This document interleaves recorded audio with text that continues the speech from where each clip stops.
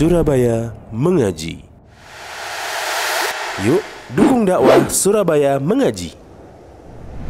Salurkan harta terbaik Anda untuk operasional dakwah.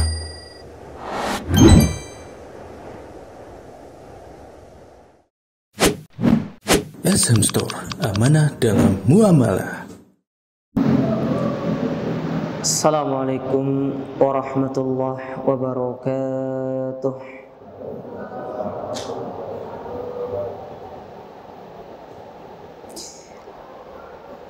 Innal hamdalillah nahmaduhu wa nasta'inuhu wa nastaghfiruh wa na'udzu billahi ta'ala min shururi anfusina wa sayyiati a'malina. Man yahdihillahu fala mudilla lahu wa may yudlil fala hadiyalah. Wa asyhadu an la ilaha illallah wahdahu la syarika lah. Wa asyhadu anna Muhammadan abduhu wa rasuluh. Amma ba'du fa inna asdaqal hadithi kitabullah wa khairul huda huda Muhammadin sallallahu alaihi wa ala alihi wa sallam. Wa syarrul umuri muhdatsatuha fa inna kulla muhdatsatin bid'ah wa kulla bid'atin dhalalah wa kulla dhalalatin finnar. Ma'asyiral muslimin, ikhwani fillah, para jamaah yang semoga senantiasa dirahmati Allah. Alhamdulillah, kita bersyukur kepada Allah Azza wa Jalla di kesempatan sore hari yang berbahagia ini. Allah Subhanahu wa ta'ala mempertemukan kita di dalam majelis yang mulia ini, di dalam salah satu taman di antara taman-taman surga, di dalam salah satu rumah di antara rumah-rumahnya. Pada kesempatan yang berbahagia ini, kita akan belajar satu pembahasan, yaitu terkait dengan jangan sombong. Pembahasan kita ini kita ambil dari hadis Nabi SAW, yang mana hadis ini diriwayatkan oleh Al-Imam Muslim di dalam sahihnya, nomor hadis yang ke-91, dari sahabat yang mulia alaihi salatu wassalam, yaitu Abdullah ibnu Mas'ud radhiyallahu ta'ala anhu. Saya baca hadis ini. An Abdullah ibnu Mas'ud radhiyallahu ta'ala anhu qala, dari Abdullah bin Mas'ud, beliau berkata, qala Rasulullah sallallahu alaihi wasallam, bahwasanya Rasul alaihi salatu wassalam pernah bersabda, la yadkhulul jannata man kana fi qalbihi mithqalu dzarratin min kibr. Tidak akan masuk ke dalam surga orang yang terdapat di dalam hatinya sebesar zarrah dari kesombongan. Tidak akan masuk surga seseorang yang di dalam hatinya terdapat sebesar zarrah kesombongan. Zarrah itu, kalau antum pernah lihat matahari masuk ke dalam rumah, terus di matahari itu tuh, di cahaya itu tuh ada apa? Ada benda-benda yang terbang itu. Itu namanya zarrah dalam bahasa Arab. Itu disebut dengan zarrah. Ya.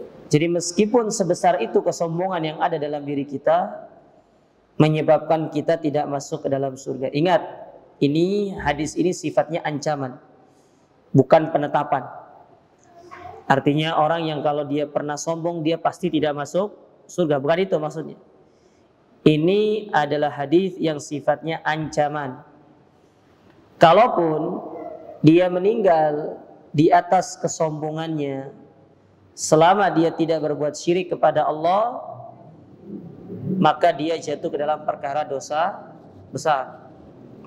Ya. Jatuh dalam perkara dosa besar nantinya. Sehingga kesempatan dia masuk surga itu tetap, cuma akan menjadikan dia bisa saja mampir ke dalam api neraka. Ya. Jadi kita sudah pernah jelaskan, orang masuk neraka itu kan ada dua. Ada yang namanya duhul, ada yang namanya khulud. Kalau duhul itu masuk tapi keluar. Dia masuk neraka cuma dalam jangka waktu tertentu, tapi dia akan keluar dan dimasukkan ke dalam surga. Tapi kalau khulud, dia masuk selama-lamanya dan tidak akan pernah keluar. Nah, khulud itu orang-orang yang akan dimasukkan itu, satu, orang-orang musyrikin. Dua, orang-orang kafir. Ya, itu yang khulud. Kemudian yang ketiga, orang-orang munafik yang sampai pada nifaqul i'tiqad namanya. Nifaq yang sampai pada keyakinan. Karena nifaq itu kan ada yang nifaqul amali, ada yang nifaqul i'tiqad. Nifaq secara perbuatan. Dan ini tidak mengeluarkan orang dari Islam. Akan tapi yang mengeluarkan orang dari Islam itu adalah nifaqul i'tiqad, nifaq secara keyakinan, mengatakan beriman kepada Allah secara lisan tapi hatinya kufur kepada Allah Ta'ala. Itu nifaq i'tiqad. Ya. Nah, orang-orang ini masuk ke dalam neraka jahanam selama-lamanya. Atau orang-orang bid'ah, pelaku bid'ah, tetapi bid'ah yang sifatnya bid'atul i'tiqad, bid'ah dari sisi keyakinan. Itu bisa mengeluarkan orang dari Islam. Adapun bid'atul amali itu tidak mengeluarkan orang dari Islam. Taib, faqala rajulun, maka salah seorang sahabat bertanya kepada Nabi SAW. Inna rajula yuhibbu an yakuna thawbuhu hasanan wa na'luhu hasanatan. Bagaimana sekiranya ada seseorang yang dia itu ingin terlihat elegan, pakaiannya bagus, sandalnya bagus, kan seperti itu kan ya. Kalau bahasa anak muda sekarang tuh pingin OOTD-nya itu kelihatan wah gitu kan. Apa OOTD itu? Hah? Kalau yang tua-tua nggak tahu, yang muda-muda yang tahu. Ya kan biasa kan ada tuh diwawancara. Coba di-spill dong OOTD-nya hari ini berapa aja.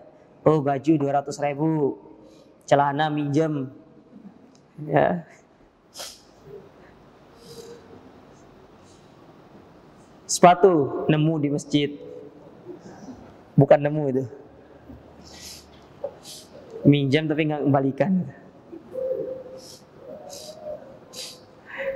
Ada yang bilang sama saya gini, Ustadz, kita kalau ke masjid kemudian bawa sandal pulang itu bukan nyuri, Ustadz. Itu namanya minjem tapi nggak dikembalikan. Terus apa bedanya sama nyuri itu? Emang ada orang nyuri itu kembalikan dah? Ya. Nah, orang ini nanya, gimana kalau ada seorang yang dia tuh pingin kelihatan bagus gitu kan, rapi pakaiannya. Apalagi kan sekarang ya banyak para apa ya bahasanya tuh ya, para ikhwan lah saya bahasakan lah ya. yang mereka itu sebagai owner dari busana-busana atau pakaian-pakaian syar'i, tanda kutip ya. Pakaian-pakaian syar'i itu kan modelnya bermacam-macam kan ya. Ada yang gimana gitu kan kembangnya, apalagi kalau punyanya para perempuan itu, wah ngeri itu pakaiannya tuh. Ya. Antum bayangkan punya pakaian seperti perempuan itu ya, Masya Allah tuh 3 lapis gitu kan. Di bawahnya ada manik-maniknya gitu kan ya. Yang jelas antum jangan pakai, gak cocok. Kita kan kadang-kadang ya, kan banyak baju-baju sekarang kan, kombinasi warna dengan modelnya. Ya, artinya kan kita berusaha untuk tampil dengan penampilan terbaik. Ya, kita tidak ngerti niat orang ya untuk berpenampilan itu, apakah memang dia ingin mengamalkan firman Allah Ta'ala, khudhu zinatakum inda kulli masjid, ambillah perhiasan terbaik kalian setiap ingin sholat. Ya. Apakah itu niatnya ataukah sekedar untuk dia itu pingin show off orangnya gitu loh, pingin tampil baik gitu kan. Kita tidak ngerti niat orang. Terlepas dari itu, di sini orang ini nanya kepada Nabi SAW. Maka Nabi menjawab, Innallaha jamilun yuhibbul jamal. Allah itu maha indah dan suka kepada yang namanya keindahan. Al-kibru batarul haqqi wa ghamtun nas. Adapun kesombongan itu menolak kebenaran dan meremehkan manusia. Nah, di sini di akhir hadis ini Nabi mengatakan innallaha jamil yuhibbul jamal. Allah tuh suka kepada keindahan. Artinya Nabi itu menjawab orang ini, enggak apa-apa. Engkau ingin terlihat indah, ingin terlihat bagus, ingin terlihat keren, gak ada masalah. Cuma jangan sampai sikap yang demikian itu melahirkan kesombongan. Nabi tidak menyebutkan kepada orang ini ya, jangan sampai engkau berpenampilan demikian kemudian engkau akan terlihat sombong. Tapi tidak, langsung ditembak sama Nabi. Allah itu maha indah dan suka kepada keindahan. Langsung dikatakan kesombongan itu menolak kebenaran dan meremehkan manusia. Maksudnya Nabi itu jangan sombong nanti kalau berpakaian demikian. Tapi Nabi menggunakan bahasa yang lebih mudah untuk dipahami. Nah, ini salah satu dari keistimewaan Nabi SAW yang disebut dengan jawami'ul kalim. Nabi itu kalau berbicara maknanya padat, tetapi secara konteksnya itu singkat. Kata Syekh Muhammad bin Shalih Al-Utsaimin, beliau pernah mengatakan begini, kalamus salaf qalilul mabani kathirul ma'ani, wa kalamul khalaf qalilul ma'ani kathirul mabani. Ucapan-ucapan salaf dulu secara susunan kata itu tidak banyak, sedikit, tetapi secara makna sangat luas sekali. Apalagi kalau kita berbicara konteks ucapan Nabi. Ucapan Nabi singkat-singkat, tetapi ketika ditafsirkan, diambil pelajaran itu luar biasa sekali. Contoh misalkan, Nabi pernah mengatakan menghibur Abu Umair yang waktu itu bersedih gara-gara burungnya meninggal. Jadi Abu Umair itu punya burung kecil. Ya, punya burung kecil, meninggal burungnya, sedih dia. Maka Nabi datang kepada Abu Umair dengan mengatakan, ya Abu Umair, ma fa'alan nughair. Wahai Abu Umair, apa yang sedang dilakukan oleh burung kecil sekarang? Kata Imam Syafi'i, aku memikirkan hadis ini sepanjang malam dan aku mengambil 50 lebih dan itu belum semua aku tuliskan. Padahal itu hadis yang sangat pendek, tapi pelajarannya bisa sampai 50 lebih. Padahal hanya sekedar Nabi mengatakan, ya Abu Umair ma fa'ala an-nughair. Wahai Abu Umair, apa yang dilakukan oleh burung kecil? Nah, ini sebagai bentuk hiburan Nabi kepada Abu Umair. Nah, berbeda dengan ucapan kita sekarang. Ngomong ngalor ngidul, selatan, utara, timur, barat. Kosong. Nggak ada artinya. Kayak saya pernah cerita kan di sini kan. Saya pernah ngantri beli nasi goreng di satu tempat itu dekat rumah. Ada 3 mahasiswa lagi ngobrol. Tak dengar obrolannya nggak ada yang selesai. 10 topik itu nggak selesai. Ekonomi, kesehatan, COVID, vaksin, agama. Yang buat saya sakit hati itu agamanya. Sudah salah, cuma dalil salah pula. Ya, pingin tak tegur nggak enak gitu kan. Cuma dari situ kita tahu orang-orang sekarang itu masya Allah gitu loh ya. Tabarakallah. Ya, kalau berbicara itu banyak sekali anunya konten yang dia bicarakan tapi tidak ada yang selesai. Taib, ini hadisnya. Masih lama ya? Jam berapa bukanya? Taib. Kita baca tafsirnya dulu hadis ini. Sebelum nanti saya sebutkan pelajaran. Pelajarannya banyak sekali di sini jemaah. Ini ada sekitar berapa pelajarannya nih?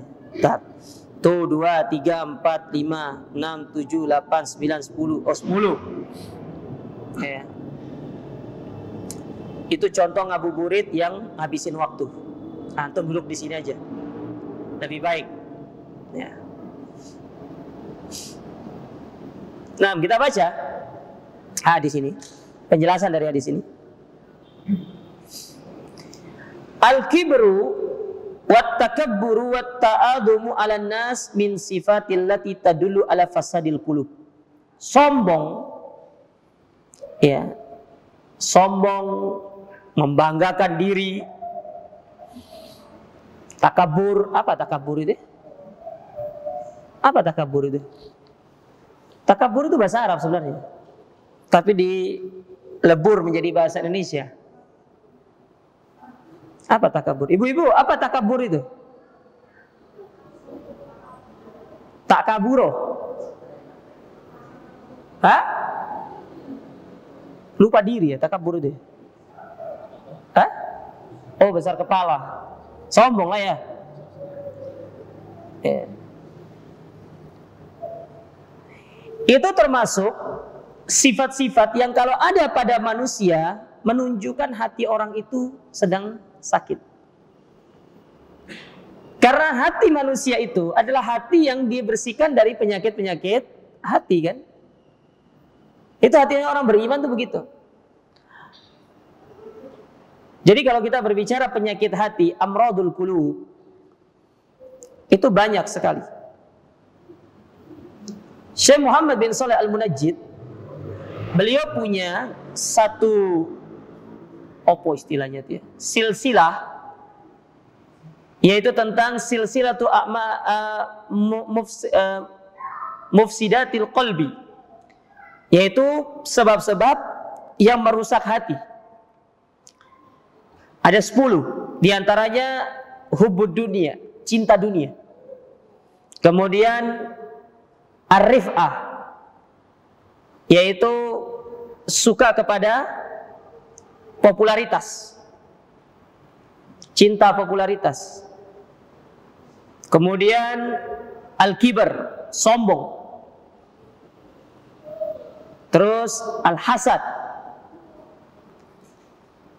Ada pula ya, di antara penyakit hati yang boleh disebutkan tuh al-ghadab, marah. Itu penyakit-penyakit hati. Ya, ada berapa disebutkan oleh beliau itu. Nah, kalau ada penyakit ini dalam diri kita, berarti hati kita sedang sakit, tidak dalam kondisi sehat. Karena hati yang sehat adalah hati yang terbebas dari segala macam penyakit-penyakit hati. Oleh karenanya kata para ulama, di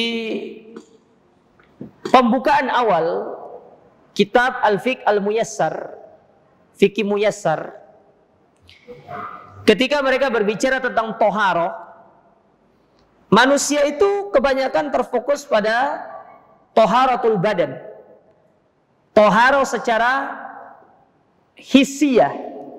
Karena toharoh itu ada 2. Ada toharoh hissiyah, ada toharoh maknawiyah. Kita sering terfokus pada toharoh hissiyah, Toharo yang sifatnya fisik, pakaian, tempat, baik itu tempat tinggal atau tempat ibadah. Kita katakan ini bagus.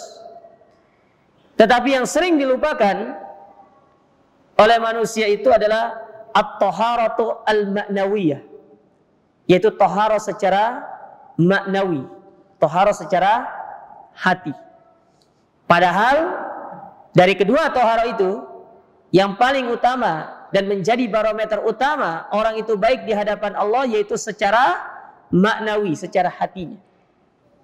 Berdasarkan sabda Nabi SAW, Inna Allaha la yanzuru ila suwarikum wa amwalikum, walakinna Allah yanzuru ila qulubikum wa a'malikum. Allah tidak melihat kepada penampilan fisik di luar kalian, tidak melihat kepada apa yang ada pada diri kalian dari sisi urusan-urusan duniawi, tidak. Mau kalian ganteng, jelek, tinggi, pendek, gemuk, kurus, itu bukan barometer orang itu menjadi mulia di hadapan Allah. Akan tetapi yang menjadi sebab orang itu mulia, yang pertama karena hatinya, yang kedua baru amalnya. Kenapa hati pertama disebutkan baru amal? Karena amalan itu diterima berdasarkan hati yang ikhlas kepada Allah. Makanya penyebutan itu disebutkan oleh Nabi SAW hati terlebih dahulu, karena barometer hati itu yang menyebabkan amal itu diterima di sisi Allah Ta'ala. Nah, kita sering terfokus pada penampilan secara kebersihan secara luarnya, bukan tidak boleh bagus. Bahkan Nabi mengatakan at-tuhuru syatrul iman. Kebersihan itu merupakan bagian dari iman. Bahkan para ulama ketika menjelaskan hadis itu, di antara tanda iman seseorang itu baik, dia tercermin dari kebersihan tempatnya, kebersihan fisiknya, kebersihan dirinya. Makanya orang mukmin hukum asal itu nggak boleh elek. Orang mukmin itu nggak boleh elek dia. Dia harus berpenampilan secara elegan. Itu hukum asal seorang mukmin.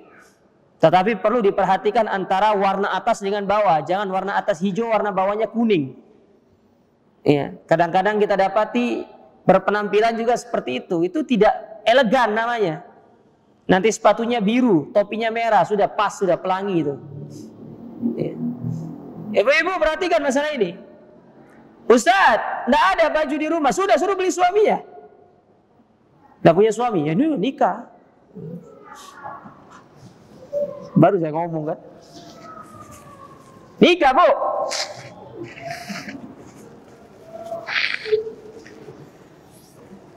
Belum ketemu jodohnya? Hah? Iya, banyak-banyak berdoa malam Lailatul Qadar. Iya. Allahumma innaka afuwun tuhibbul afwa fa'fu anni. Setelah itu, ya Allah datangkan jodohku, saya ingin lebaran tahun ini mudik ke rumah mertua. Gitu. Iya. Iya, Bu. Hah? Nikah itu Ramadan. Hah?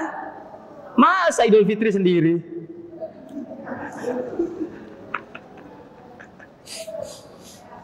Kita tuh harus anti mainstream gitu loh. Nikah Syawal tuh mainstream. Nikah itu 10 hari terakhir Ramadan, biar ada yang nemeni itikafnya, gimana? Ya. Saya mendoakan yang belum dapat jodoh segera dapat jodoh. Kok keras banget ibu-ibu ini? Nih para pemuda ini kapan menikah? Hah? Jodoh itu jangan ditunggu, dicari. Ya. Antum buat daftar list 10 akhwat gitu, coret satu-satu. Kalau tidak sesuai kriteria, cari yang cantik, kaya, ya, nasabnya bagus, agamanya bagus. 4-4-nya harus terpenuhi. Jangan suruh cari saya, Ustadz, di mana kita temukan itu? Kalau ada saya duluan. Loh iya, masa kita temukan dia sudah 4 kriteria kita kasih orang. Ini di delete ya nanti. Nanti banyak yang daftar nanti. Nanti siap-siap teman-teman Surabaya Mengaji dapat CV. Tolong titip Ustadz Gemma itu. Nanti saya kasih orang. Baik, kita kembali ke sini. Walidzalika harrama syar'u al-kibra 'alal khalqi. Oleh karena itu Allah mengharamkan yang namanya kesombongan kepada makhluk. Makhluk itu tidak boleh sombong. Karena tidak ada yang pantas untuk disombongkan dari kita. Semua yang kita miliki dari urusan dunia itu bukan milik kita, itu semuanya milik Allah. Dan itu ujian. Allah berfirman dalam Al-Qur'an, "Kullu nafsin dha'iqatul maut wa nabluukum bisyarri wal khairi fitnah wa ilaina turja'un." Kami akan menguji manusia itu dengan kebaikan, dengan keburukan, dan kepada kamilah kalian akan dikembalikan. Jadi apa yang kita miliki itu semua itu adalah titipan dari Allah. Tidak boleh kita sombongkan. Semuanya hanya dititipkan dalam jangka masa dan jangka waktu tertentu untuk dipakai. Setelah itu kita akan tinggalkan. Kita akan berpisah dengan dunia ini. Maka selagi kita diberikan kesempatan untuk pakailah dengan sebaik-baiknya. Kita gunakan dengan sebaik-baiknya dan tidak perlu kita sombongkan. Kalau kata orang itu ingat, di atas langit masih ada langit katanya. Ya. Jangan terlalu kita membanggakan diri kita. Nabi SAW bisa saja mengambil dunia ini, tapi beliau tidak mau mengambilnya karena beliau sadar kaum muslimin itu tidak hidup di dunia ini dengan selama-lamanya. Tapi kita hanya sekedar sebentar untuk singgah di sini. Wala yambagi hada, dan tidak seyogyanya, li'annahu yakni istidhamad dzat wa ru'yata qadriha fawqa qadril akharin. Karena ketika seorang itu dia sudah sombong, maka dia pasti akan menganggap dirinya baik secara fisik atau secara kemampuan itu berada di atas orang lain. Sehingga ganteng gak usah mencela yang jelek. Kalau antum dilahirkan ganteng ya sudah, itu nikmat dari Allah Ta'ala. Antum doakan yang jelek-jelek itu dapat jodoh. Elek ente gitu. Gak usah. Ingat kata seorang penyair, ya, la tahkironna man dunaka falikulli nafsin maziyah. Jangan pernah kita memandang sebelah mata orang lain, karena setiap orang itu pasti memiliki kelebihan masing-masing. Ada kelebihannya, ya, ada kelebihannya masing-masing. Dan itu dibuktikan oleh Allah Ta'ala. Coba lihat Syekh bin Baz rahimahullah. Beliau memiliki kekurangan dari sisi penglihatannya. Beliau buta, tidak bisa melihat. Allah mencabut nikmat penglihatan beliau itu di usia 17 tahun. Sampai kemudian setelah itu beliau buta sampai meninggal dunia. Tapi coba lihat apa kelebihan beliau. Beliau menjadi mufti am, menjadi orang besar, menjadi lajnah daimah, kepala fatwa. Semua orang mendengarkan ucapan beliau karena yang beliau keluarkan adalah ilmu. Meskipun di balik keterbatasan beliau tidak memiliki fisik yaitu berupa mata, tetapi kalau beliau dibacakan 1 kali, 2 kali, beliau langsung hafal. Ya. Itulah Syekh bin Baz. Maka di situ Allah ingin mengajarkan kepada kita, semua orang itu memiliki kelebihan. Ya, dan kelebihan antara satu orang dengan orang yang lainnya itu tidak sama. Maka ini jangan sampai kita melihat orang lain itu dengan pandangan sebelah mata. Jangan kita sombong di hadapan orang lain. Jadilah kita orang yang tawadu. Karena lawan dari sombong itu namanya tawadu. Yaitu kita bersikap rendah hati. Kita bersikap diri kita ini tidak lebih baik daripada orang-orang yang kita temui di jalan. Makanya kata Hasan Al-Basri rahimahullah, beliau pernah mengatakan, man kharaja min baitihi falam yalqa musliman qad illa dhanna annahu khairum minhu. Orang yang tawadu itu adalah orang yang tatkala dia keluar dari rumahnya, dia bertemu dengan seorang muslim yang lainnya di jalan, dia selalu menganggap muslim yang ditemui itu jauh lebih baik daripada dirinya. Karena dia tidak tahu, bisa jadi dia memiliki amalan hati yang luar biasa. Karena bisa jadi ada seorang yang penampilannya biasa-biasa saja, mungkin compang-camping, tetapi ketika dia berdoa kepada Allah, doanya justru didengarkan oleh Allah Ta'ala secara langsung. Tapi banyak orang yang secara penampilannya Masya Allah luar biasa, rapi, tetapi tatkala dia berdoa kepada Allah, bisa jadi doanya belum dikabulkan sama Allah Ta'ala. Makanya Nabi SAW pernah mengatakan, Rubba as'ash akbar mad'ufun alal abwab lau aqsama ala Allah la abarrah. Bisa jadi ada orang yang secara penampilannya kucel, compang-camping, ya, rambutnya sembraut, dari satu pintu ke pintu yang lain dia ditolak. Kalau dia mengetuk pintu tersebut, tidak ada yang mau menerima dia untuk menjadi tamu. Bahkan orang ini kata Nabi SAW, in kana fis saqqa kana fis saqqa wa in kana fil khirasa kana fil khirasa. Kalau disuruh di depan, dia ke depan. Kalau disuruh di belakang, dia di belakang. Ya. Wa in tusyaffi lam yusyaffa. Kalau dia meminta syafaat, dia tidak diberikan syafaat. Tetapi kalau dia berdoa kepada Allah Ta'ala, dia bersumpah atas nama Allah, Allah kabulkan langsung apa yang dia menjadi permintaannya. Karena dia memiliki hati yang ikhlas kepada Allah. Dia orang yang tawadhu. Nah, orang seperti ini yang kita butuhkan dalam diri kita. Ya. Jadilah kita seperti bintang. Ya, jangan menjadi asap. Bintang itu antum melihat di bawah, di air, di genangan air, dia seolah-olah sedang berada di bawah, pada hakikatnya dia sedang berada di atas. Dan jangan menjadi asap yang seolah-olah selalu meninggikan dirinya, padahal pada hakikatnya dia sedang berada pada kerendahan. Asap itu kan naik tinggi-tinggi dia. Tapi kalau antum naik pesawat, asap itu di bawah antum. Nih. Tapi coba lihat bintang, tinggi dan jauh di sana. Nih. Nah, kita harus menjadi orang seperti itu. Merendahkan diri, bukan merendahkan diri ya, rendah hati. Kita harus memiliki sifat rendah hati, karena itu lawan dari kata sombong. Wala yanbaghi hadza illa lillah. Dan tidak ada orang yang boleh sombong kecuali hanya Allah. Makanya Allah itu memiliki nama yang disebut dengan Al-Mutakabbir. Allah itu punya nama yang namanya Al-Mutakabbir. Allah yang maha sombong, memang harus sombong Allah Ta'ala. Karena Allah yang menciptakan alam semesta ini. Dan kita bagian dari yang diciptakan oleh Allah Ta'ala. Adapun manusia tidak ada yang dia ciptakan. Manusia itu dia tidak menciptakan. Dia hanya merangkai apa yang sudah Allah ciptakan. Makanya manusia itu tidak disebut pencipta. Dia disebut sebagai penemu. Yang menemukan. Karena bahan bakunya sudah ada. Tinggal dia merangkai saja. Dia dikatakan sebagai penemu, bukan sebagai pencipta. Karena yang menciptakan itu dari sesuatu yang tidak ada menjadi ada. Ya. Kalau kata orang tasawuf itu, kata ada berawal dari tidak ada menjadi ada, dari tidak ada kemudian menjadi ada, yang didahului dari tidak ada menjadi ada. Bingung kan? Bingung. Ana juga bingung. Ya, jadi dari tidak ada menjadi ada. Ya, kata ada dari tidak ada menjadi ada. Yang sebelumnya tidak ada, kemudian ada. Diawali dari tidak ada. Ya. Dan akhirnya kita dada. Dada sudah sama ilmu yang kayak itu.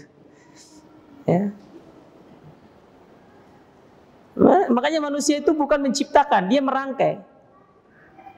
Dia hanya merangkai apa yang sudah ada. Seperti tisu ini, bahan bakunya apa sih? Kayu kan? Kayu itu siapa yang ciptakan? Allah Ta'ala. Ada yang buat kayu? Nggak ada yang buat kayu. Siapa yang buat kayu? Nggak ada. Allah Ta'ala yang buat kayu itu. Kayu berasal dari tumbuhan. Tumbuhan itu yang tumbuhkan siapa? Allah Ta'ala. Allah yang menciptakan.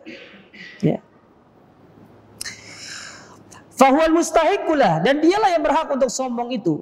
Wa kullu man siwahu abidun lahu subhanah.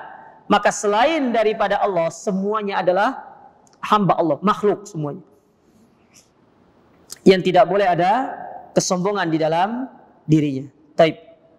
Kemudian, wa fi hadzal hadis yuwaddihu Nabi sallallahu alaihi wasallam su'a akibatil kibar. Dan di dalam hadis ini Nabi menjelaskan tentang dampak buruk dari kesombongan itu.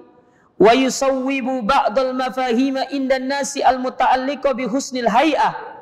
Dan Nabi SAW memberikan pengertian kepada manusia itu tentang apa pengertian kesombongan itu dengan cara yang terbaik. Supaya orang itu paham. Makanya ketika menjelaskan sesuatu itu harus ada diberikan dengan contoh. Karena dengan contoh itu orang akan bisa mengerti. Ya, orang akan bisa mengerti contoh dengan contoh tersebut. Makanya akan ada dalam sebuah ungkapan itu bil misal yufham. Dengan contoh itu orang akan menjadi faham. Ya, dengan contoh orang akan menjadi faham. Dan itu yang sering dicontohkan oleh Nabi SAW. Fayukhbiru anna Allah azza wa jalla la yudkhilul ahadan al-jannata wa fi qalbihi waznu dzarratin minal kibr. Yang mana di dalam hadis ini Nabi mengabarkan bahwasanya Allah tidak akan memasukkan seseorang ke dalam surga kalau di dalam hati orang tersebut terdapat kesombongan. Wa dzarratu, dan yang dimaksud dengan dzarrah hiya al-gubarul daqiq alladhi yadhharu fid daw. Nah, ini dia. Yang dimaksud dengan dzarrah itu adalah sesuatu yang sangat kecil yang tampak pada cahaya yang masuk. Ya. Kalau ada matahari nyorok, misalkan matahari masuk rumah itu kan biasanya ada benda-benda terbang itu namanya dzarrah. Nggak ada nilainya. Antum timbang itu nggak ada nilainya itu. Ada nilainya, ada berapa gram itu? Mau nangkap aja nggak bisa gitu itu. Ya. Nggak ada nilainya. Artinya kalau kesombongannya sebesar itu saja, itu sudah menjadikan orang terancam tidak masuk surga. Bagaimana kalau kesombongannya lebih besar? Lihat Firaun itu. Ya. Fakta sejarah yang menyebutkan tentang kesombongan yang paling besar itu Firaun. Sesombong-sombongnya Abu Jahal, dia tidak pernah ngomong tentang aku adalah Tuhanmu yang paling tinggi, itu tidak pernah. Abu Jahal tidak pernah ngomong seperti itu. Tapi Firaun, ana rabbukumul a'la, aku Tuhanmu yang paling tinggi, aku bisa menghidupkan dan mematikan. Datangkan dua orang, yang satunya dibunuh, yang satunya dibiarkan hidup. Aku bisa menghidupkan, aku bisa mematikan, katanya. Ya maksudnya menghidupkan itu kan dari yang tidak ada menjadi ada. Kalau itu bukan menghidupkan namanya, biarin hidup namanya. Ya. Tapi itulah, orang kalau sudah sombong, kebenaran itu tidak akan bisa diterima, ikhwan. Makanya faktor terbesar orang tidak dapat hidayah itu karena kesombongannya. Hatinya terpenuhi dengan yang namanya al-kibr, kesombongan. Maka kesombongan itu harus diredam, diturunkan, dihilangkan. Itu yang bisa menjadikan orang itu dapat hidayah. Kalau kesombongan itu menguasai hati, tidak akan bisa dapat hidayah orang itu. Ya, tidak akan pernah bisa. Ya. Makanya jangan pernah kita memiliki kesombongan, jemaah sekalian. Karena niscaya ilmu tidak akan masuk kepada orang-orang yang sombong. Kalau ada orang menasihati kita selama itu baik, terimalah dengan lapang dada. Sebagaimana ungkapan seseorang, undur maqala wala tanzur man qala. Lihat kepada apa yang diucapkan. Jangan lihat kepada siapa yang mengucapkan. Kadang-kadang kebenaran itu bisa datang dari orang-orang yang ya lebih kecil. Bahkan orang kafir itu bisa memberikan kebenaran kepada kita. Tapi tatkala kita dapat kebenaran dari orang kafir, bukan berarti antum harus belajar sama dia. Ya, jadi kebenaran itu bisa datang dari siapapun. Termasuk orang-orang yang bisa jadi secara tingkat lebih rendah daripada kita. Tapi selama itu kebenaran, antum terima. Jangan pernah menolak yang namanya kebenaran. Karena itu cara kita belajar untuk menghilangkan sifat sombong dalam diri kita. Ya, kalau ingin hidayah ini terus menyapa kita, bersemi dalam hati kita, hilangkan sifat kesombongan di dalam diri kita. Ya. Apalagi dalam berbicara, kadang-kadang kita kalau ngomong itu suka ngangkat suara tinggi. Ya. Bahkan kita suka berbicara itu dengan nada yang merendahkan orang lain. Ya. Mungkin kumpul sama temannya, lagi duduk-duduk sama temannya, mungkin lagi reunian mungkin. Di situ biasanya ada sifat yang kurang bagus, yaitu sifat pamer. Suka pamer gitu kan, mungkin karena sudah lama, sudah 3 tahun, 4 tahun selesai kuliah, kemudian bekerja, kumpul, tiba-tiba datang dengan membawa apa yang sudah mereka punya setelah mereka bekerja. Kadang-kadang kita dapati yang demikian. Ya, dan itu bisa menyebabkan kesombongan dalam diri kita. Ya, ada orang yang dia belum punya pekerjaan tetap, tapi dia tetap bekerja. Ya, diremehkan. Ya, kayak saya dong, kerja pakai dasi segala macam. Ya, tukang nagih utang juga pakai dasi kok. Ya, tidak semua yang pakai dasi itu ya pekerjaannya juga. Yang paling enak itu ya kerjanya itu dari rumah santai. Kamu kerja gitu kan. Ya. Baik.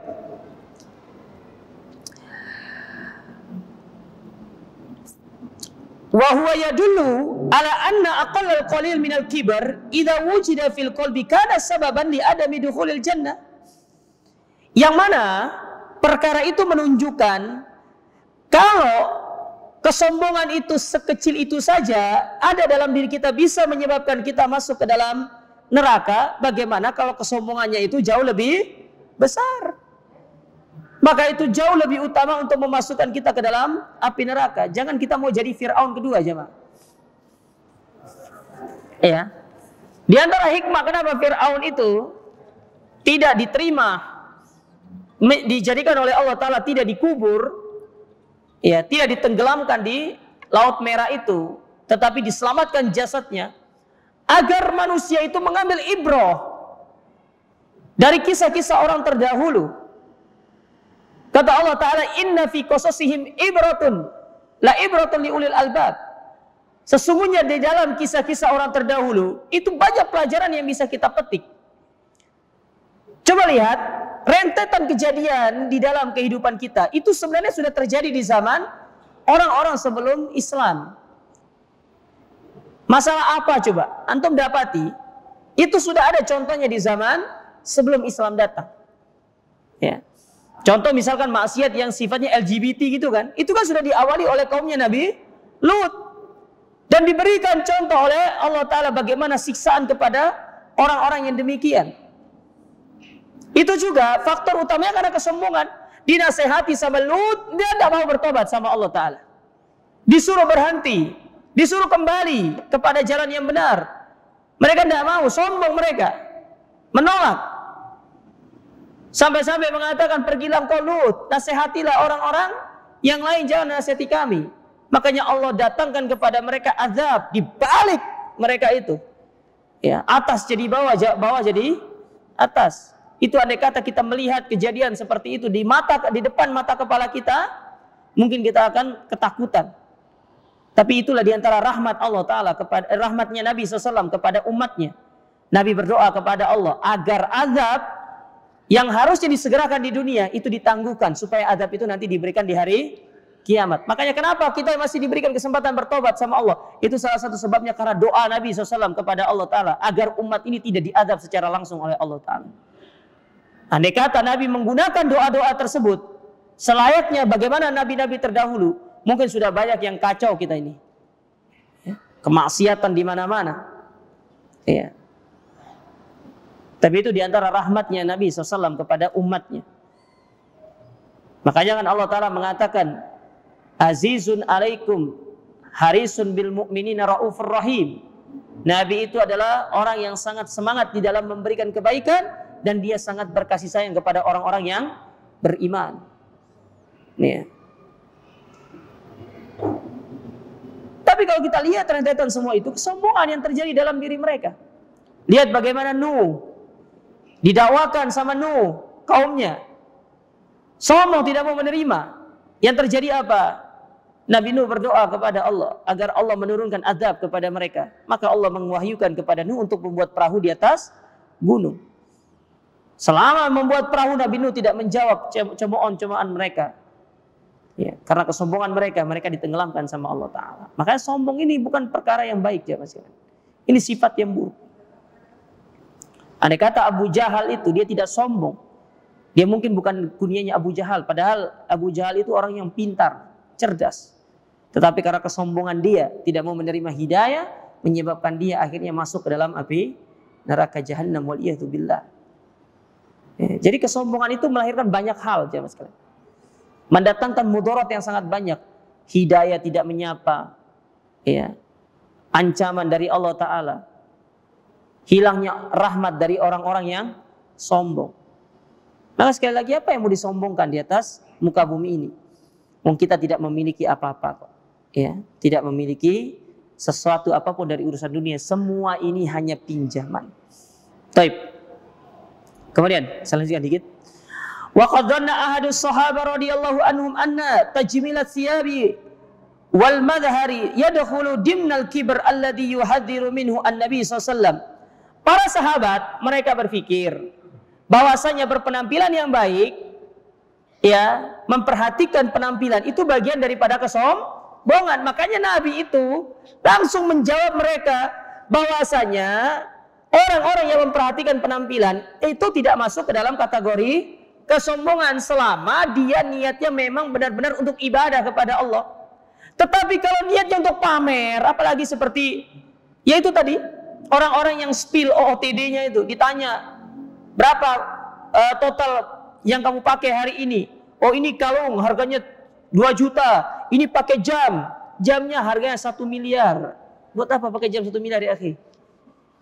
Belum nanti sepatunya merek centang. Oh merek centang itu. Ya, merek naik. Apa? Jangan sebut nama Bu.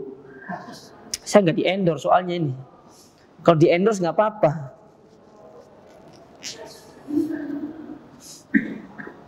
Iya. Harganya 250 juta. Buat apa ya akhi? Itu pakai 250 juta. Ya. Kalau ada yang bilang, Ustadz, itu orang yang punya uang banyak dan tidak tahu mau dikemanakan uangnya. Saya katakan bukan dia tidak tahu mau dikemanakan uangnya. Allah nggak beri taufik kepada dia dengan hartanya itu sehingga dia tidak bisa memanfaatkan hartanya dengan sebaik-baiknya. Andai kata dia adalah orang bertakwa kepada Allah, Allah akan berikan taufik kepadanya kemana harta itu akan dialokasikan. Terlalu banyak tempat untuk kita mengalokasikan harta. Andai kata 250 juta yang berupa alas kaki itu, antum bangun masjid, antum dapat masjid 1. Dapat masjid 1. Dipakai sama orang beribadah sama Allah Ta'ala. Sudah berapa pahala yang kita dapatkan? Daripada sepatu gitu kan. Ujung-ujungnya juga. Pertanyaan saya, untuk apa beli sepatu mahal-mahal seperti itu? Investasi. Oke lah kalau investasi. Tapi di balik investasi pasti ada satu hal. Ingin memamerkan dirinya. Saya bisa beli seperti ini. Ustaz antum kan tidak tahu hati orang. Iya memang kita tidak tahu hati orang.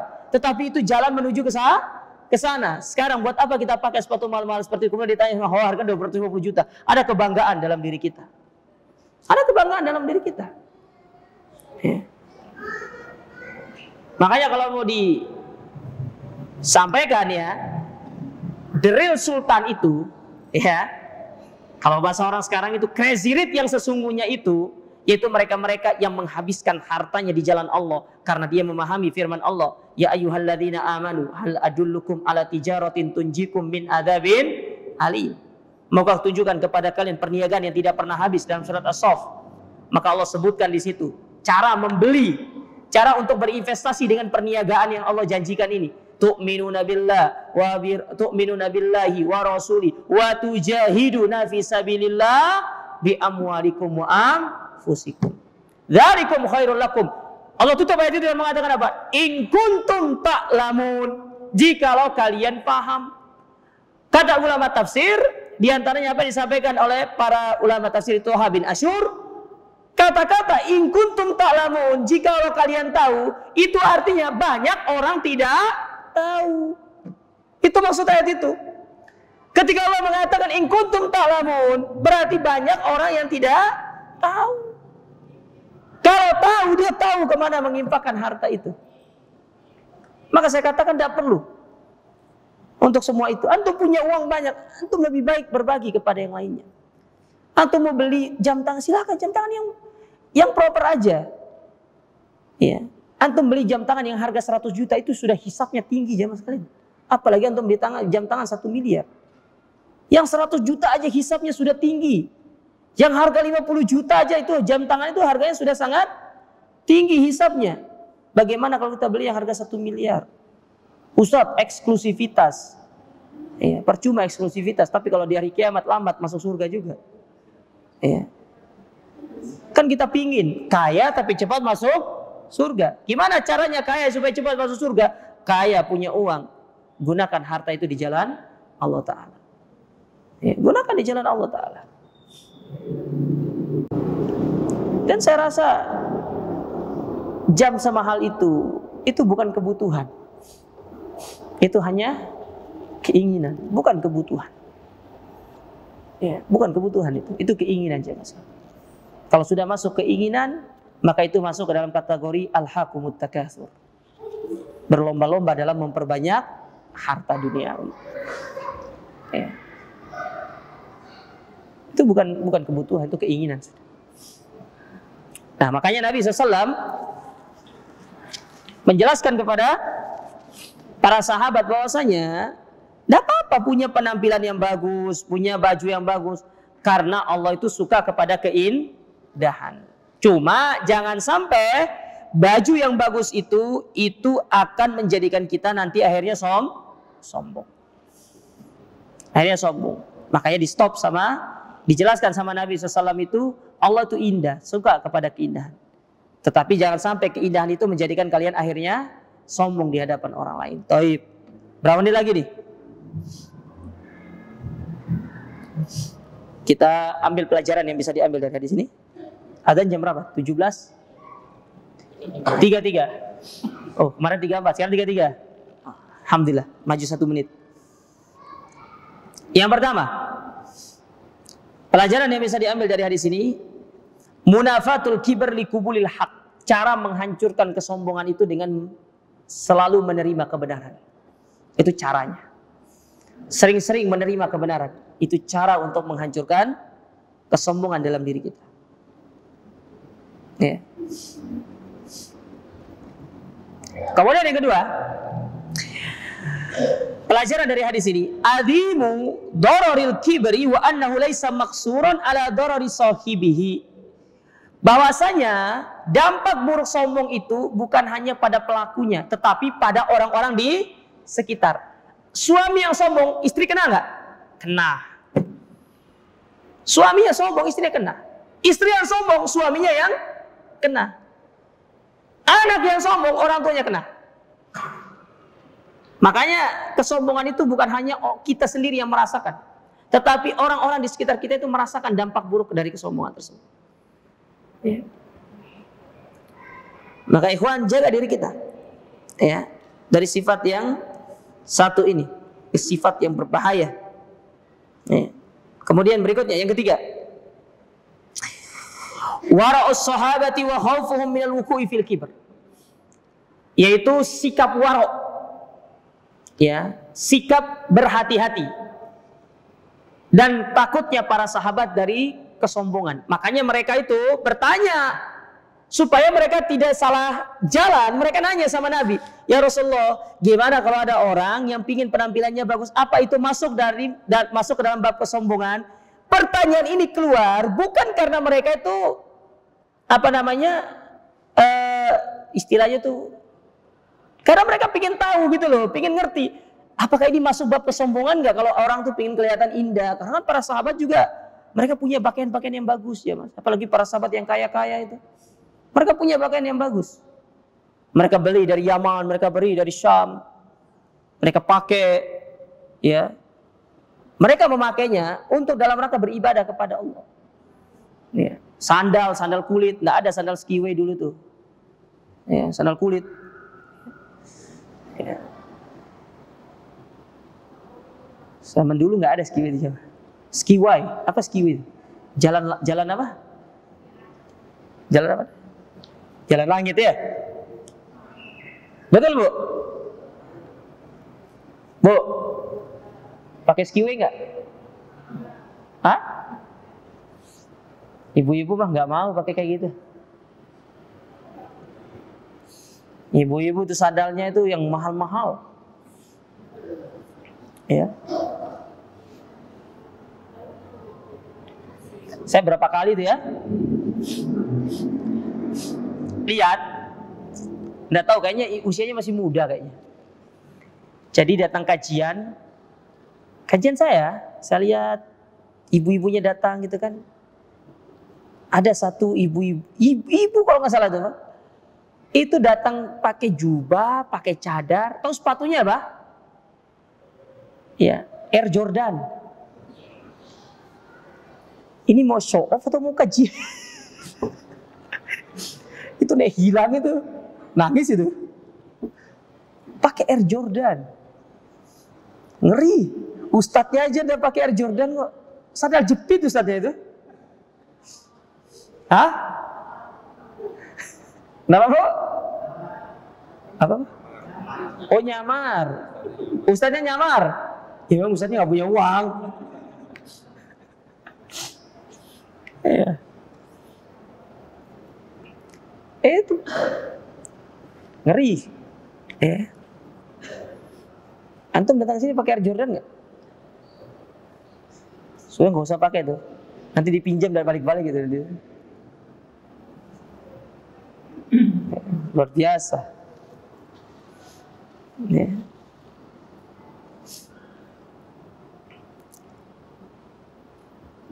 Jadi para sahabat itu mereka takut gitu, jatuh ke dalam kesombongan. Taib. Kemudian pelajaran berikutnya yang keberapa? Yang keempat. Hirsus sahabat ala husni madahirihim kama husinat atau kama hasunat bawatinuhum. Para sahabat mereka juga antusias, ingin berpenampilan rapi. Hati mereka sudah bagus karena memang Allah yang menjadikan hati mereka bersih. Nah, mereka juga pingin secara penampilan itu bagus. Makanya ikhwan, antum berpenampilan rapi. Orang mukmin tuh begitu. Ya, mohon maaf ya. Kadang ada sebagian kaum muslimin, mereka itu tidak mencerminkan Islam yang sesungguhnya. Berpenampilan itu, kita husnuzon aja. Kalau memang punya pakaian, pakai aja pakaian yang lain. Gak harus pakai pakaian yang sama, akhirnya nanti dari putih menjadi kuning gitu kan ya. Itu kurang bagus. Ya. Jangan dengan alasan zuhud tapi salah kaprah. Orang zuhud itu, tolong ya diperhatikan. Orang zuhud itu adalah orang yang dia itu bukan meninggalkan dunia. Antum punya uang, antum beli sesuai kebutuhan, itu zuhud namanya. Ustadz, saya butuh mobil. Saya pengen mobil yang enak. Karena kalau saya pakai mobil yang biasa tidak enak, nanti punggung saya. Saya pengen cari mobil yang kalau kursinya itu enak. Tapi saya punya uang, bisa beli. Beli. Saya Utsaimin pernah ditanya seperti itu. Gimana hukumnya beli mobil mahal sesuai kebutuhan? Tidak apa-apa.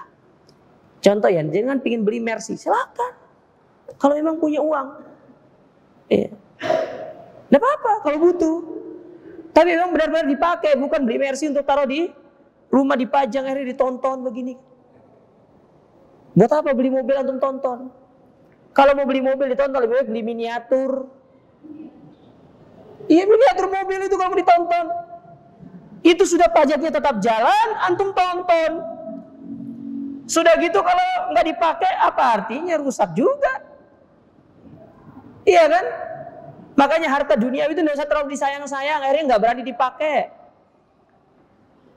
Sesuai fungsinya aja, mobil untuk memindahkan kita dari satu tempat ke tempat yang lain. Pakai aja. Urusan nanti, Ustaz nanti dia rusak. Tenang, Allah Ta'ala yang akan menjamin semua itu. Ketika antum dimudahkan oleh Allah Ta'ala membeli mobil, berarti Allah Ta'ala memudahkan antum untuk merawat mobil itu. Itu yang harus antum tanamkan dalam diri antum. Ketika antum belum dimudahkan oleh Allah Ta'ala untuk membeli mobil, hanya mampu beli motor, berarti Allah Ta'ala hanya memudahkan antum untuk beli motor dulu, merawat motor dulu. Jangan paksa diri antum untuk beli mobil. Nanti itu sudah berjalan sesuai dengan kehendak Allah semua itu.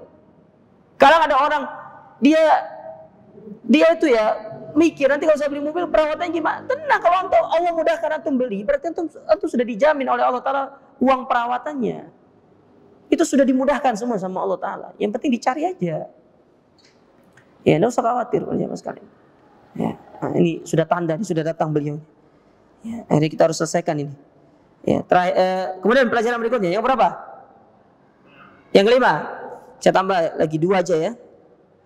Yang kelima, pelajaran dari hadis ini, anna ala duatil khair al-inaya bi husni madahirihim wa min babi aula al-inaya bi husni bawatinihim. Seorang dai perlu mencontohkan kepada jamaahnya tentang berpenampilan yang bagus gitu. Ojo ustadz sing gak apik. Nanti jamaahnya juga ngikut. Iya. Pakaian bagus itu kan tidak harus mahal, betul? Tidak harus mahal. Tidak harus mahal. Yang penting rapi kelihatan. Atas bawah itu cocok gitu loh, matching gitu loh jamaah sekalian. Ya, atas bawah tuh matching. Gak perlu harus ini bajunya, baju kokonya berapa harganya? 1,5 juta gitu kan. Ya. Kecuali kalau untuk di endorse nggak apa-apa. Ya. Itu harus menampilkan. Kemudian berikutnya, yang berapa? Yang keenam ya. Yang keenam, isbatu sifatil mahabbalillah, menetapkan sifat cinta bagi Allah. Berarti Allah itu bisa mencintai. Sebagaimana kita bisa mencintai Allah, maka Allah pun bisa mencintai kita. Jangan seperti orang-orang Mu'tazilah, orang-orang Asy'ariyah yang mereka menolak sifat cinta bagi Allah. Karena kalau mereka menetapkan Allah itu mencintai, berarti Allah sama seperti makhluk. Kaedahnya sesuatu yang bisa dicintai maka dia pun bisa saja mencintai. Allah itu bisa mencintai hambanya dan sifat cinta bagi Allah itu ada. Ya, makanya kan di dalam hadis disebutkan innallaha yuhibbu abda, Allah cinta kepada hambanya. Berarti Allah itu memiliki sifat cinta. Dan kecintaan Allah kepada hamba itu melebihi daripada kecintaan makhluk sama makhluknya. Yang terakhir, ya, di antara pelajaran yang bisa diambil dari hadis ini, al-hirsu ala fi'li ma yuhibbuhullah, melakukan perkara-perkara yang dicintai oleh Allah Ta'ala.